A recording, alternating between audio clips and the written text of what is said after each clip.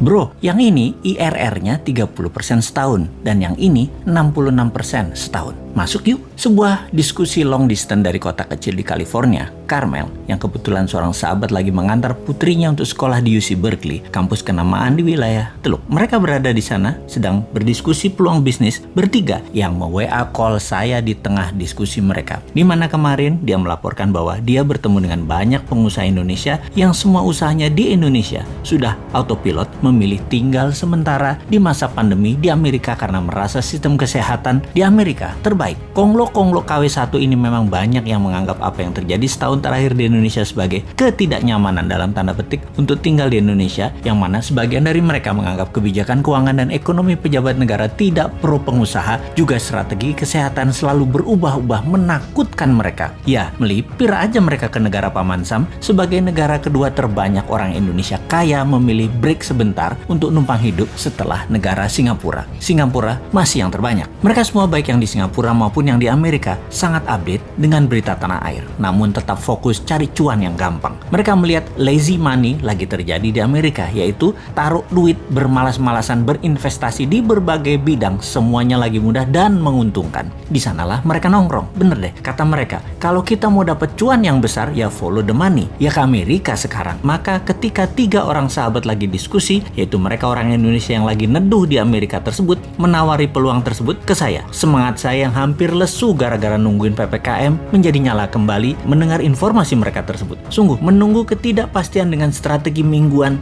kayak dagang tahu bulat digoreng mendadak itu ngeselin. Tiap minggu diperpanjang nggak? Ya diperpanjang dong, masa enggak? Kita ini dalam berdagang perlu kepastian dan hasilnya PPKM diperpanjang terus membuat mati gaya bisnis retail dan kehidupan kelas bawah serta menengah. Padahal sudah pada taat semua, di rumah terus. Jujur, dalam hati pernah berkomen, "Mbok sekalian aja PPKM level 10 langsung 2 tahun gitu. Covid pasti mati dan rakyat mati kabeh sekalian." Strategi pejabat goreng dadakan kayak tahu bulat memang mending tinggalin aja nih negara, pergi ke negara yang iklim investasinya baik. Itu kata KW1, KW2, konglomerat itu yang merantau ke negeri orang. Kalau kita mah enggak, cinta tanah air gitu ya. Kemudian dia pun mengingatkan, "Bro, yang IRR-nya 30% ini gila ini mah. 3 tahun udah balik modal. Masih punya aset produktif lagi." Saya bertanya melalui konkol suara 4 orang, model bisnisnya bagaimana? Apakah memenuhi semua kriteria kita? Apa enggak? Maka satu orang yang paling top bertanya, "Kriteria kamu semua itu emangnya apaan?" Yang kemudian dijelaskan oleh mitra saya yang mengantar putrinya kuliah di UC Berkeley dengan berkata, "Gini bro, si Bosman ini kalau investasi, dia punya 3 kriteria. Ciri bisnis yang dia suka. 1, disruption. Model bisnisnya harus menggugurkan peraturan-peraturan yang membuat industri tidak efisien.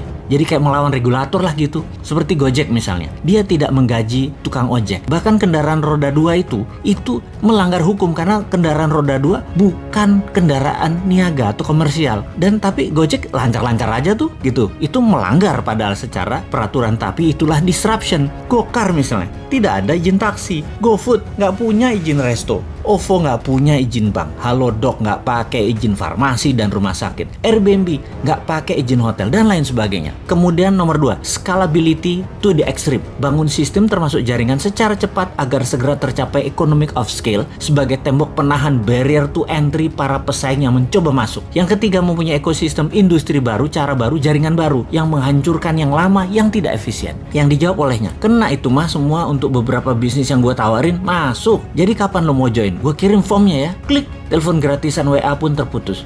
Ngomong bisnis miliaran pakai jaringan gratisan tergantung wifi ternyata masih juga gue pakai nih ya. Dasar ndeso. Tapi itu kan prinsip bisnis light asset.